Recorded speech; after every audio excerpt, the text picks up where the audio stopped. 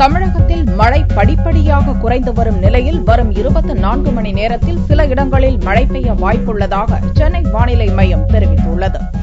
லட்சத்தீவு பகுதியில் நிலவி வந்த மேலடுக்கு சுழற்சி வடமேற்கு திசை நோக்கி நகர்ந்து மத்திய கிழக்கு அரபிக்கடல் பகுதியில் நிலவி வருகிறது. இதனால் தமிழகத்தில் சில இடங்களில் பரவலாக மழை பெய்து வந்தது.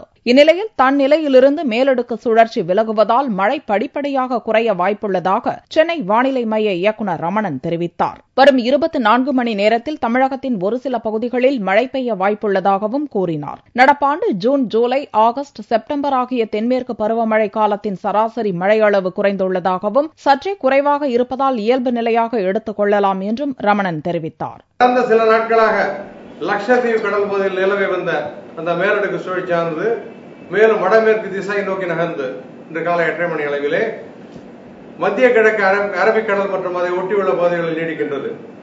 இந்த நிகழ்வானது நம்மை விட்டு நகர்வதன் காரணத்தினாலே தென் தீபகற்பத்தில் மழையின் அளவு படிப்படியாக குறைந்து வருகின்றது. வாரம் 24 மணி நேரத்தை பொறுத்தவரை ஒரு சில இடங்களில் இடியுடன் கூடிய மழையை நாம் எதிர்பார்க்கலாம்.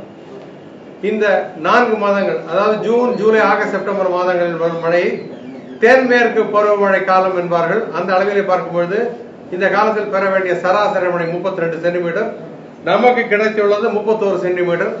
அதாவது இயல்பை காட்டிலும் 5 விழுக்காடு குறைவு. இருந்தாலும் இது இயல்பு மழை என ஏற்றுக்கொள்ளப்படும். கடந்த 24 மணி நேரத்தில் திருமங்கலத்தில் 7 சென்டிமீட்டர் மழையும், கழுகுமலையில் 6 சென்டிமீட்டர் மழையும் பெய்துள்ளது.